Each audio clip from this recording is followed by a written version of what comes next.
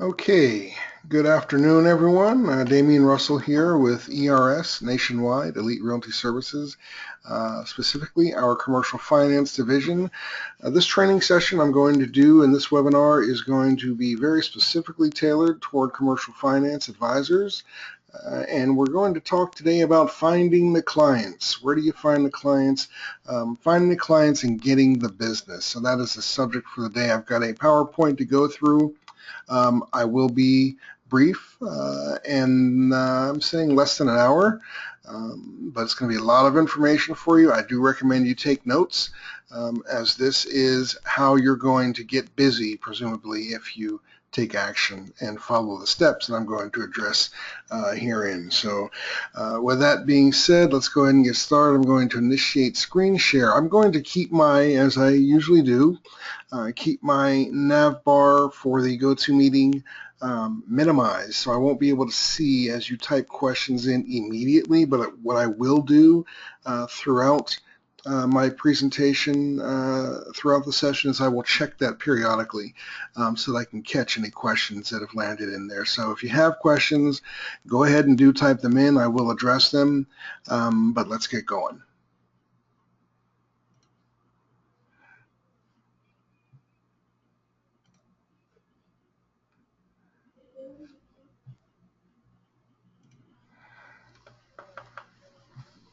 Okay. Commercial finance, finding the clients and getting the business. So first of all, when we talk about commercial finance, you need to understand, when we talk about the clients of commercial finance, your prospects, you need to understand who they are. And the best way to understand who they are is to first understand the use of funds. The reason why they would need to borrow money and come to you for that purpose. So those needing finance for the purpose of doing business is my favorite definition of what we do here with commercial finance. These are business-related use of funds. Acquisition, that can be acquisition of a business, it can be acquisition of an asset of some other nature, intellectual property, book of business, it can be the acquisition of real property most commonly. So the acquisition of a commercial building or a multifamily asset. This is all acquisition under the commercial finance scope.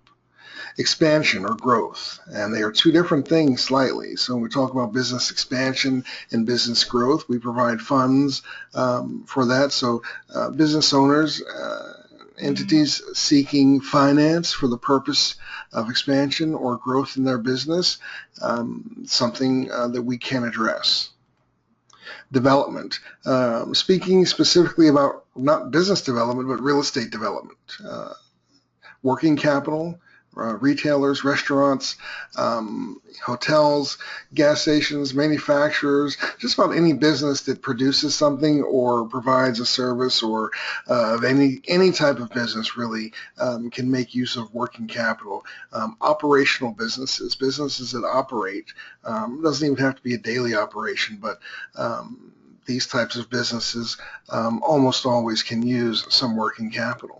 Asset refinance. We talk about commercial property owners, whether it's a commercial office building, a warehouse or industrial building, or a multi-fam building under a commercial loan. These commercial properties that were originally financed with a commercial product typically have a term of 5 to 7, perhaps 10 years. So these owners are more frequently looking to refinance than perhaps single-family homeowners on the residential side. So we always say commercial property owners are always looking to or needing to refinance. Needing to falls into play or is applicable when their term is coming due on their existing loan. Wanting to can be just to get into a better debt scenario or debt servicing scenario. In commercial asset ownership and management, refinancing and interest rate is a tool. It's a strategy. It's a fiscal strategy for bottom line management. So yeah, refinance on the commercial side is very frequent, very common, and one of our most popular means of getting business. Startup capital. We do have lenders that we work with that will provide startup. It's very difficult. I would not recommend that any of you go out there and say, okay, I'm going to make startup my niche, because you might close one loan a year, if that. So, and I obviously I'm being funny, but the reality is they're very difficult to get through. Even the banks that do offer startup product, and even the SBA startup product, difficult to qualify for, especially given the fact that most startups, they don't have obviously an existing business history, nothing to lean on, so they're almost always factored by the quality and viability of their business plan, the venture, the idea itself, and then the personal credit worthiness of the individual partners, or one of them as a guarantor. So understanding who they are, again, entities, individuals, businesses, businessmen and women. Now that you understand what the purpose of funds, or what the some of the uses of funds that these business owners are out there seeking, now let's talk about who they are. Entities, obviously that's companies, corporations, LLCs, partnerships, C Corp, S Corp, doesn't matter. We're talking about developers, real estate developers, investors needing to secure or leverage supplemental finance or additional finance for their next acquisition, or to refinance and manage the debt levels of their current portfolio. Manufacturers, they need equipment, they need to expand. A lot of times they'll need working capital to go into a different product line. So if you're a manufacturing plant and you produce widget A and you get a large contract for widget B, that may require that you retool your plant, change equipment, refit existing equipment, whatever the case is. They often need money and finance sometimes to do this. Commercial and multi-fam asset owners. Again, we're talking about owners of commercial and multi-fam residential property. Business owners and operational companies. Hospitality, motel, hotel. We have a couple of vendors that actually niche or specialize in providing finance for hotel and motel. That's acquisition and working capital, or refinance, as well as renovation capital for these property owners. Gas station and convenience stores. What I'm showing you here are a couple of different niches that we do have lenders that specialize in. So we have lenders that prefer to see hospitality, hotel, motel opportunities. We have lenders that prefer to see gas station finance opportunities, whether the person is refinancing an existing station, or they're looking to acquire their next one. There are lenders that love to specialize in these types of operations. Business and admin service providers, moving and hauling companies, again, another niche. We have lenders that specialize in vehicle finance. So we're not talking about buying a car down the street. We're talking about trucking companies. If they have 3 trucks and they want 10, we can provide finance for that. There are lenders that prefer to operate in that space. If they have 1 truck and they want a second one, these trucks for these commercial trucking operations, they're about $100,000 to $150,000 a piece. So it's not, again, like going down and buying a Chevy Volt from your car dealership. These are big purchases, and a lot of these trucking companies look to finance the acquisition of more than just one at a time. So, and then et cetera. So basically, again, finance for the purpose of business, and that can be a very broad category. And as I've just demonstrated here, you can specialize or develop your own niche and operate within the broader scope of commercial finance. So prospecting, mining the market, whether we're talking about, I do this class, I do the CRM class for real estate agents and loan officers on the forward mortgage and reverse mortgage side of residential, just sales in general, but any sales requires prospecting. It is the nature of your business, and it is your biggest source of future business, and it's the most effective way, obviously, to stack your pipeline for future business so you can develop a consistent flow of business. So finding new prospects, how to. Understanding your prospecting, just as I said, for any sales, it's your primary function. It's got to be your top priority.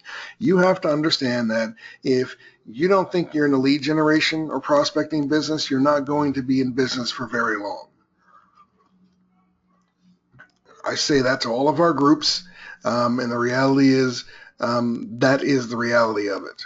It must be a daily activity. It must be something that you understand as your top priority and primary function, that is your job to get up every day, put your shoes on and do what you do and get out there in the world and prospect.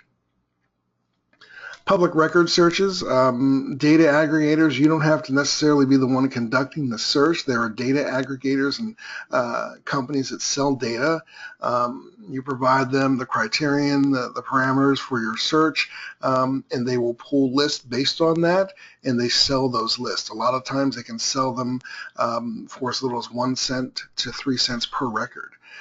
So you can amass, and again, these are not leads, this is just a list. So in other words, if I wanted to specialize, as I showed you in the previous slide, in hotel motel financing or refinancing, then I'm going to want a list to call on, to prospect through, of hotel owners, maybe in my area or some specific area that I'm thinking about. I can tailor that list through these companies so that that list is perhaps only hotels and hotel owners, hotels of a certain size. So obviously we're not talking about Sheratons or Marriotts. These are corporate hotels. We're talking about, the mom and pop motel hotel, maybe 50 to 100 room hotels and motels. So you can tailor your list so the records generated from the search, from the resulting search, reflect directly and exclusively those that you want to call on, those types of prospects you want to call on. Direct visitation is always a tried and true method for prospecting in any sales category. Door knocking, going from business to business and soliciting for new business. It's one of the most effective ways, and it always has been. I suspect that it always will be. Online. Obviously, in this day and age, I teach a social media marketing class. It is something that we absolutely must be vigilant in. You must have an online presence, even if you don't like it, even if you don't Facebook or have a Facebook account personally. That's okay. I wasn't one of those folks either, but I did understand, and I got to understand very quickly that success in business in this day and age absolutely requires an online presence, a large one. You can be as specific about that presence or as non-specific as you wish, I suppose, but you must have an online presence from a business perspective in this day and age. So business pages and searches, and what we're talking about again is mining the market. You're looking for these prospects. You can find business owners through their business pages, because believe me, not all of them have personal Facebook pages either. They're online and they're engaging in social media because as business owners, they know they must. So if they're on there with a presence and creating, expanding, and working their presence, then you can find them online through their activities. So that's business pages, searches for specific niche businesses, and let's get beyond Facebook because we're talking about Facebook, LinkedIn, which is essentially Facebook for business. We're talking about sites like even Twitter, Pinterest, I hate to say it, but yes, all of these sites. Yelp is a good online source for businesses, local and otherwise. Networking groups. So when these business owners get online, they typically look to network with other business owners and not just on there looking for clients. A lot of times the business we're talking about, they're B2B businesses, business to business, not business to consumer. So they're not B2C. So they're not necessarily on there looking for new clients. They're looking for perhaps other business owners to network with, whether it's a similar business or just a related business. So networking groups is a good place to find them. So now we move on. We're still in prospecting, but we're talking about now that you've identified them, you've found them or located them. Okay, now what? How do you reach them? How do you reach out to them? Through what methods? So what prospecting methods do you reach out to the prospects you've now found, whether you acquired a list or did your own research and digging? This is what we're talking about. So you must actually communicate with your prospects, but do so effectively. So a lot of people, they'll get the list and they'll just maybe send out a general mailing, or they'll just go down it and find the ones that are local, and they'll maybe reach out to them in some kind of general manner. What I'm talking about is very specific, targeted, and efficient communication with your prospects. Now that you've got your prospects, hopefully you've got them housed in a database. You've got them somewhere where they're accessible, maybe a CRM tool, so you can conduct some of these prospecting and communication methods straight through your CRM tool or software with some automation, which is always making the process more efficient, enables you to leverage more of your time. Mail out campaigns can be letters, and you want to be consistent. So when you have a list, you want to start a campaign. The start of the campaign should be an intro letter. Note the date that letter goes out, and then follow it up with a phone call to try to time it maybe a day to 2 days after they would have received that letter. You don't want it to be stale, and you don't want to call prematurely. So you want to try and time it so that the call is coming right behind and following up to the letter that they just received. I'm going to go off of the PowerPoint just for a moment here to actually show you, let's see, I want to show you an example of, I'll remember which slide we're on, don't worry about that. I want to show you an example of a prospecting letter. So here's one right here. I've created in my CRM software, my database tool, I've created a campaign to reach out for and solicit for refinance business from hotel and motel owners. I've whittled that category down to a certain size. I was able to conduct a search through another tool that I use, a software, a subscription account called Prospect Now. I was able to enter filters in there for search based on their sales volume, number of employees, number of rooms, locations, so geography. So I've got a very specific list. So obviously when you filter down a list, then you're making the list smaller, but that's okay because you're also making it more specific to what you plan on marketing for. So when you look at this, we're talking about a hotel owner, Paul Snyder. Now this address is not the hotel address, this is the office address for the company, his operating company that runs the hotel. I believe he owns more than one. Few things have as broad an impact on the financial performance of your commercial asset as interest rate. Accordingly, timely debt refinance is a fiscal strategy for commercial asset and debt management. So as your trusted ERS Nationwide, basically it's an intro and sales letter. I've got my contact information. I've got a call to action built in here, and I use Prospect Now to generate these letters. Although I wrote the letter, Prospect Now generates it, so it auto-populates my info, the mail-out info, and then places the letter there. It's got our ERS Nationwide logo there, and I was also able to generate envelopes and print them in the very same manner using the very same system. So these are my 35, I think 36 account list for this prospecting campaign. But that mail out It's followed up by a series of phone calls and then an email. So it's an actual campaign with protocols in place so that I am conducting this campaign upon this list, this group. So let's get back to the slide we were at. Let me check and see if I have any questions as I'm flying through this. Just give me 1 second. Okay. We're good, no questions. All right, so let me get back to where we were. So I just showed you an example of a letter. What I did in that campaign is also, and I'm going to show it to you shortly here, marketing pieces. Now I threw in a brochure in my business card. So you've got in one envelope, you've got the letter, the brochure, and the business card. And then I follow that with a phone call. If I make communication or contact on the phone call, one of my objectives is to get an email address and get more information about the prospect or the client.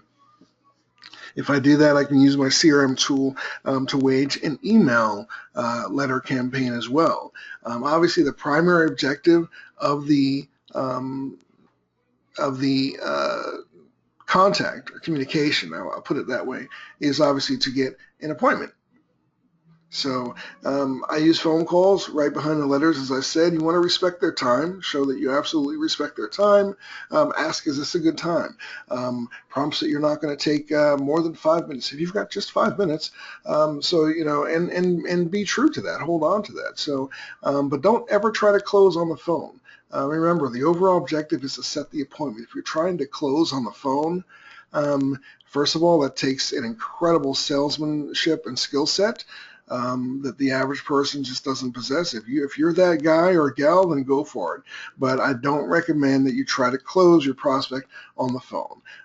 It just simply doesn't happen that often. Let's go with the next one. Must get through to the decision maker. You're wasting your time if you're talking to, and I'm not talking about a secretary. Most of you are, bright enough, obviously, to know that the secretary can't make that decision. But you've got to make sure that even when you're talking to management or even executive management, that they have the autonomy and the authority to make that decision on behalf of the company. So you always want to make sure that you're talking to an actual decision maker with regard to finance for the company.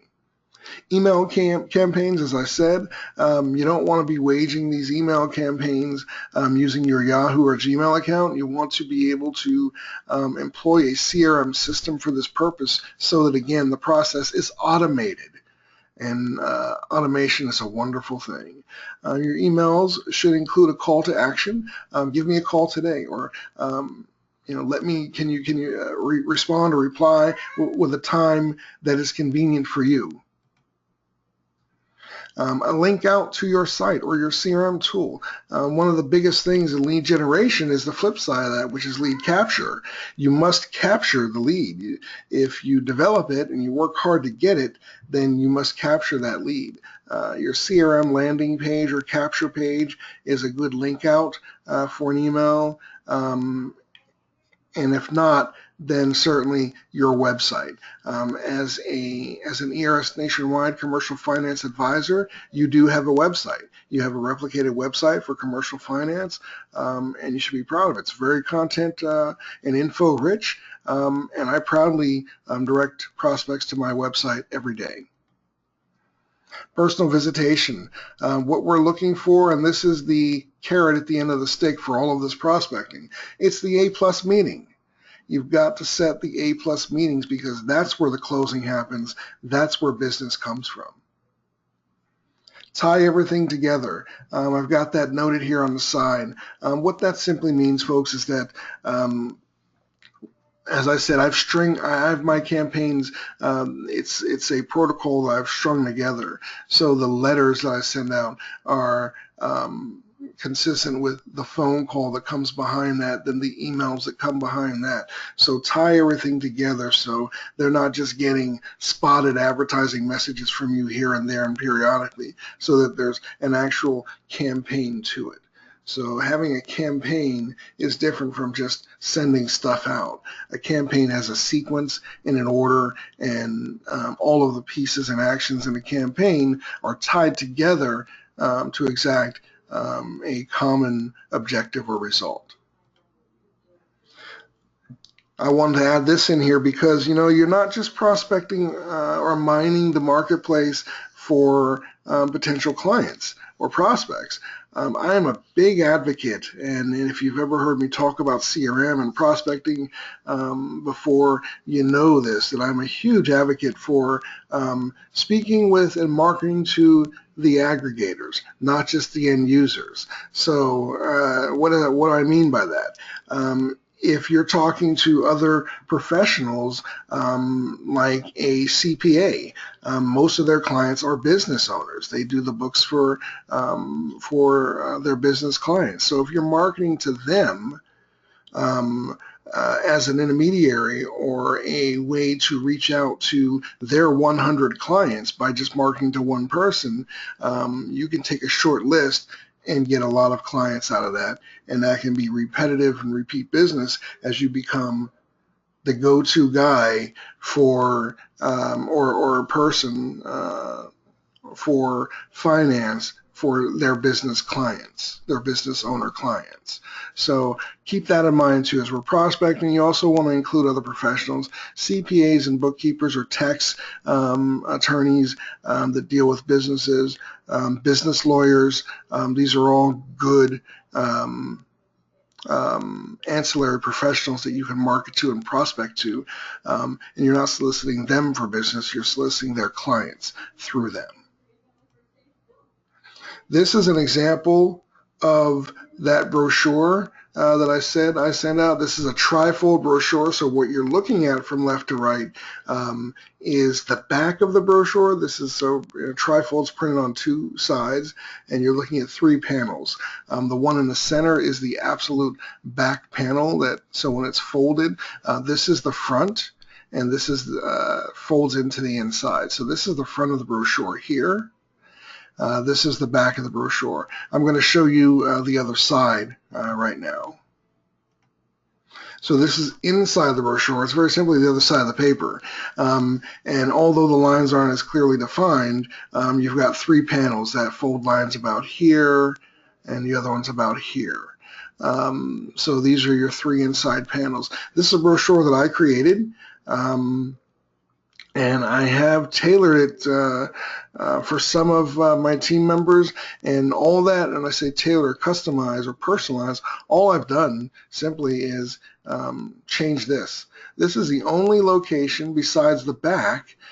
This is the only location where a name is mentioned. I have a general piece also, which I send out to my team members so that they can then market and prospect with it, and it doesn't mention any name. I think it says instead of contact Dameon Russell or John Taylor or whatever, it'll say contact your ERS Nationwide Commercial Finance Advisor today for a no obligation business finance needs review.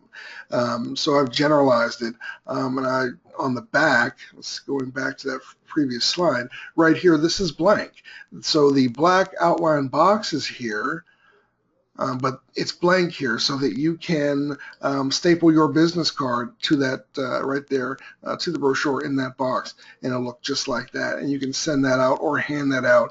If you're walking business to business, then you can hand the brochure out. So it's a great marketing piece, but you've got to have something like this. This is your business, folks, so you must make investment in your business. Fortunately for us, it doesn't require tens of thousands of dollars, and even more fortunate that you're with ERS.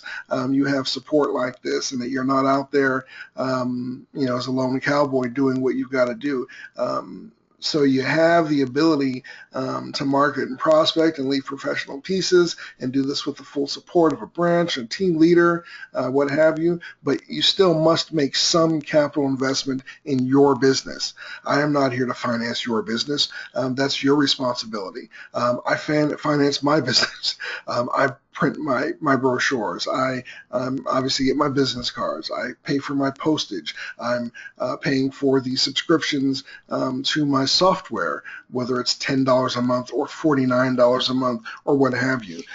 These are investments you must make in your business to make money.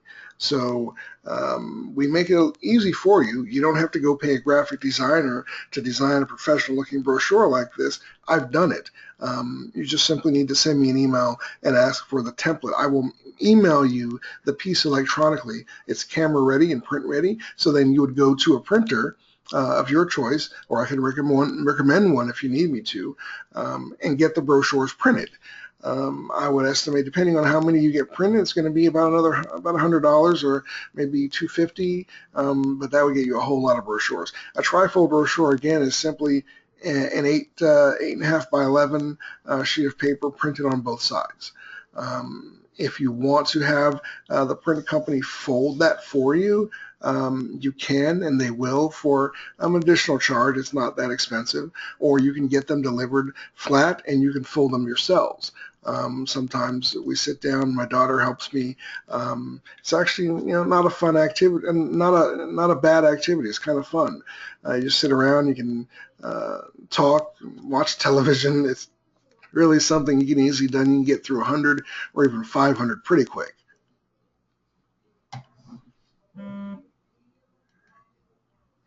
This is an example of a postcard. I do a lot of postcard mailouts. Again, this is a postcard that I created, and I can make that template ready for you. It's one of several actually that I have. This is the front of the postcard, and it's a jumbo size postcard. I think that's 4 by 6 or 5 by 7. Yeah, 5 by 7. This is the back of the postcard. There's more messaging here. This actually serves as the my card. Again, you can use a graphic of your own card and just put it there in the design stage of it. I can send it to you raw or however, so that you can add that graphic, or you can have someone do that for you. Here's the return address, and here's where you would stick your mail-out label or the address for the recipient, the business owner. This note just lets anyone who receives it know that this card is for the business owner. Hopefully it'll get to them. Prospecting, again, we touched on it. Social media marketing. It's really like a full-time job, but you've got to do it. And it's not that labor intensive. Maybe an hour a day, a few hours a week will get it done. Anything less than that, then you're probably still growing your social media presence, and you need to get bigger quicker. So you must include social media marketing in your prospecting effort, but again, do so effectively. So what you do it efficiently and effectively. You want to capture people with relevance. So if you're doing a gas station niche, you don't want to be capturing tobacco stores or something like that. So you want to be able to understand the connection between the message you put out there and the type of recipients or the type of responses you get, or the type of businesses that actually respond to your messaging. So if you're going to do niche marketing, which I recommend, because the more specific you can get, the higher your turnover or capture ratios are going to be. Provide useful content, something that's shareable. So you don't want the buck to stop with the recipient. Make it so interesting that people say, I'm going to share that. They'll put it on their page, or they'll share it with their friends. That's how you proliferate messaging. You always want to include a call to action. Again, whether it's your letters, your emails, your brochures and other marketing pieces, and your social media posts, you want to include a call to action. You're asking them to do something. It can be as simple as contact us today for a free evaluation.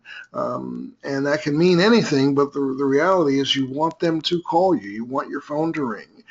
You want them to respond and reply. Take action to reach back to you. You want to provide a link out to your site or CRM. I covered that. That does not change with social media. So most of the tenets here with social media marketing are the very same as they are with marketing offline. You're just doing it online, but still the same things apply. Confirm receipt of inquiries and respond with haste. The internet's a big place, and there's a lot of folks out there marketing to everyone here, there, and everywhere. So don't think that if you get an inquiry or response back as a result of your marketing that you have all day to get back to that person or all week.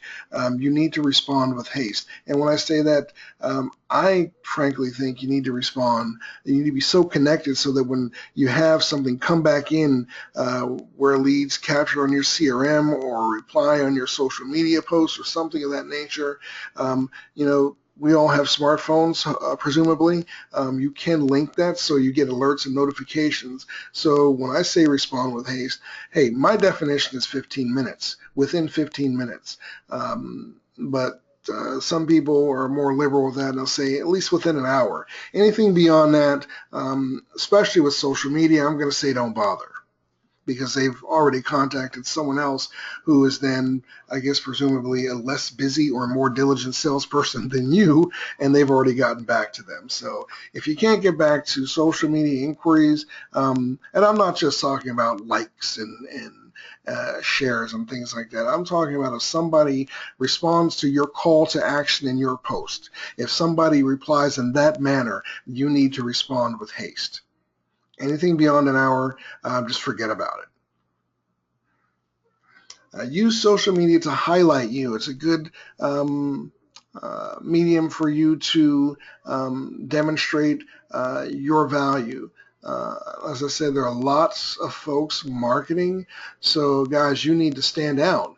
Our value proposition here at ERS is one of the things that you can use. Don't just say, because I'm the hardest working, best salesperson in this business. The people are tired of hearing that. You need to come up with a real statement of value that demonstrates and illustrates a clear value or distinct differential between you and the other people marketing to them. You've got to stand out, but do so with actual value, something that's real and tangible. Don't make it up. Success is achieved with a preponderance of you, meaning, again, this is not a one-hit thing. You've got to do this. You've got to pound it to the pavement, and you've got to be consistent and frequent with it.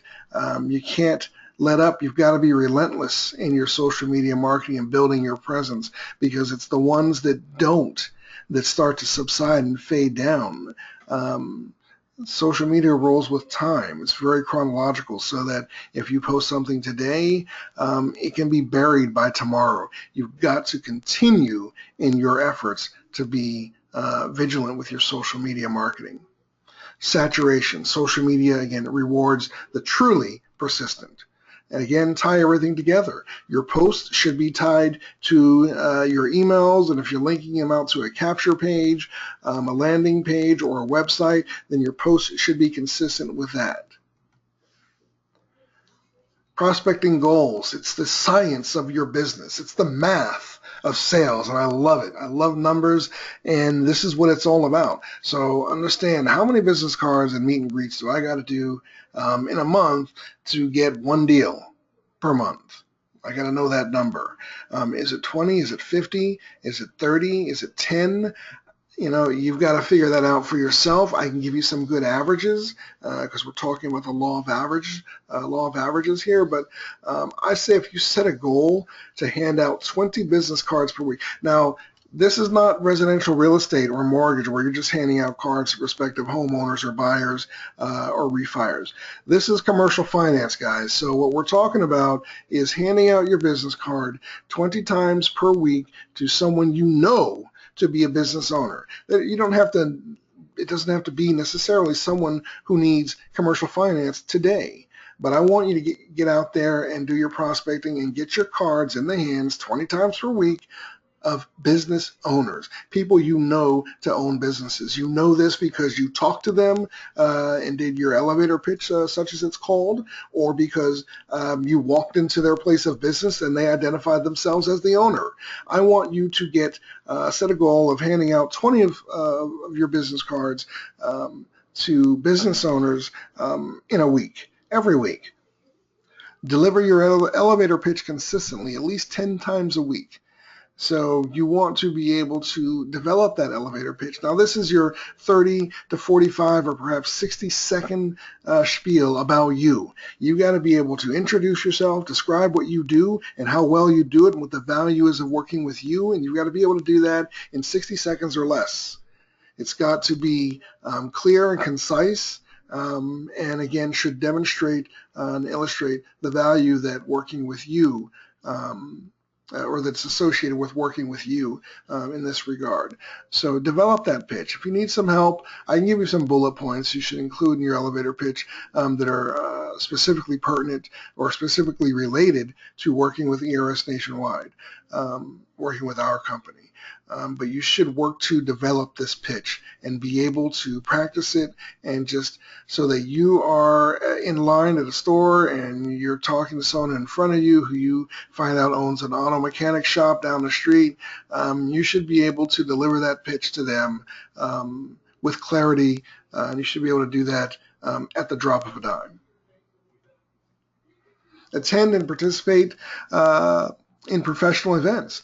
Businesses, business niches, business sectors, genres, whatever you want to call them, they always have conventions. They always have events. They don't have to be big, like the annual national events or regional conventions, but you can attend local, smaller events and gatherings that are related to a specific type of business or any business, because presumably the majority of folks there are going to be business owners. So seminars, conventions, you want to try and let's target one per month. Let's get to one per month. Again, it doesn't have to be in your niche. If you know of a convention of cigar shop owners and you want to make your niche as hotels or gas stations, it's okay to go to that convention, because again, guys, these are all business owners, and it's always good, even outside of your niche, to make some contact and communicate with new business owners. You want to get new prospects started right away on your various campaigns and regimens. So as we've seen in the slides prior to this one, you want to have campaigns associated with your prospecting.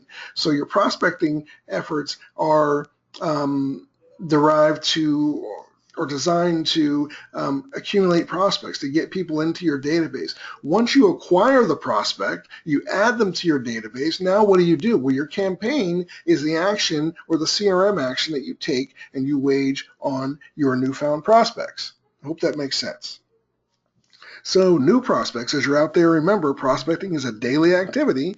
So as you're out there prospecting daily, hopefully you are getting new prospects. You're collecting information to bring home or bring back to the office and feed your database. As you enter new prospects into your database, a lot of CRM tools will have it so that if you identify a new prospect that you're data entering with a specific category or list, that the campaign will start automatically. But I'm suggesting you go further than that, because your letter campaigns that go through the U.S. mail, and those CRM software can actually do that for you. They can generate the letters, can't mail them for you. So what I'm suggesting is don't just enter prospects into your database. If you've got these great campaigns, you've got these form letters ready to go out, you've got emails at the ready, you've got brochures and things that need to be stuffed in the envelopes and gotten out there, you need to get every new prospect started right away with whatever campaigns or regimen or protocol that you have in place for your business. So let's say you don't have to do that every day. So if you get one prospect today, you don't have to start your whole machine in motion for that one prospect. Let it wait for the week. So maybe do it weekly. So go through the week and maybe now you've got 10 or 20 or even 100 or 50. So do it at the end of the week. Let your prospecting efforts, successes accumulate through the week, and then start and launch those campaigns that you have on those prospects at the end of that week then. If it doesn't make sense to do it daily, if it's only 1 or 2 people, you know what I'm saying. So if it's just 1 or 2 people, it doesn't make sense to do it every day. Let it accumulate for the week. Now, if you're really out there and you're just killing it, guys, and you are prospecting like a mad person, and you're getting 20, even 15 new business prospects per day, then yeah, each day, take those prospects and start that campaign. Maybe do it the following day for the previous day's success. But get those campaigns started. It's kind of like a gun or any other great tool. It really doesn't do anything if you don't take it out the holster. It really doesn't help you if you don't pull it out the toolbox. You've got to use these great tools as you develop them. Set and hold 2 new A+ prospect meetings per week. 2 meetings. We're talking about a week. I'll give you the weekend too. So let's say it's not 5 days. I'll give you 7 days. Schedule 2 new A+ prospect meetings per week. That's it. So an A+ prospect meeting can be a prospect, an eventual client, a business owner that may eventually need your services, may need finance. Or, remember, as I said a little earlier, it can be someone who is an aggregator, so that CPA or that business lawyer or that tax attorney who works with just business owners, bookkeeper, someone like that, someone that you can develop a relationship with. You can demonstrate yourself to be a value-added benefit for their clientele, which will then in turn make them comfortable and confident in turning around and representing to their clients or recommending or referring you or their clients to you for business. Something you should absolutely spend time on. So yes, your 2 A+ meetings can be 2 clients, 2 aggregators, or 1 of each. But try to set and hold 2 new prospect meetings per week. And it's always good to have that 3rd one in your pocket, because invariably someone may reschedule, cancel, or postpone. So don't get stuck short by having only 2. Try to have 3 potential and at least hold 2 in a week. As I've said in my book, The ABCs of Prospecting, feed the whole. I cannot emphasize that enough. You've got to grow your database in order to grow your business. You've got to be putting fodder at one end of the pipeline in order to have closed business falling out of the other end, the front end. So business in, prospects in is business out. You need to be adding contacts. I'm going to say 30 to 50 new prospects per month. Now, that's not difficult if you're adding 20 per week. So let's target that, 30 to 50 new prospects to your commercial finance database per month. And these are business owners, not just people. Being active requires actions to be taken. If you do nothing, I swear to you, I promise, if you do nothing, nothing will happen. You can't expect things to happen and develop and you're sitting at home, or you're even out there in the marketplace and you think you're doing things, but you're not doing the right things. You're not being, as I've used several times during this presentation, you're not doing those activities effectively. So if you do nothing, nothing will happen. You've got to take action, get going, engage in and complete at least of the 3 action items from the prior slide, the things we just talked about. 2 A+ prospect meetings or aggregator meetings. Add 10 new prospects to your database per week. Minimum.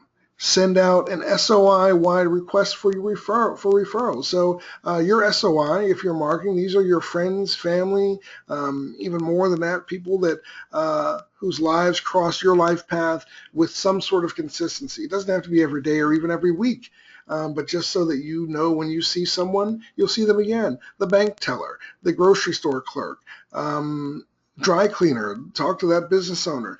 This is your SOI, in addition to friends and family. You should have them categorized in your database separately as your SOI, because you're going to market to them differently.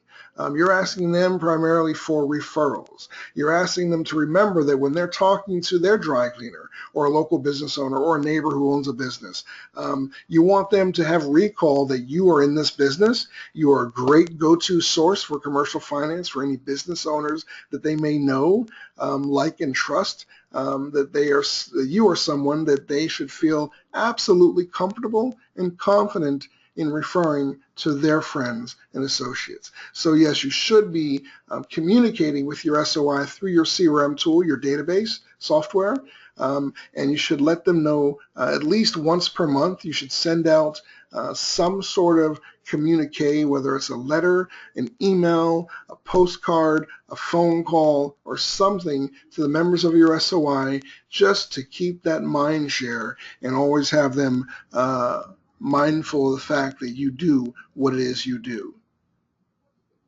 Deliver your elevator pitch at least 10 times. You got to develop that pitch, practice it. It may sound silly, but sit at home and practice it in front of the mirror. Use your spouse to bounce it off of. Your children even, your older children presumably, but get it down to a science, and then get out there in the marketplace and let's deliver that pitch at least 10 times in a week.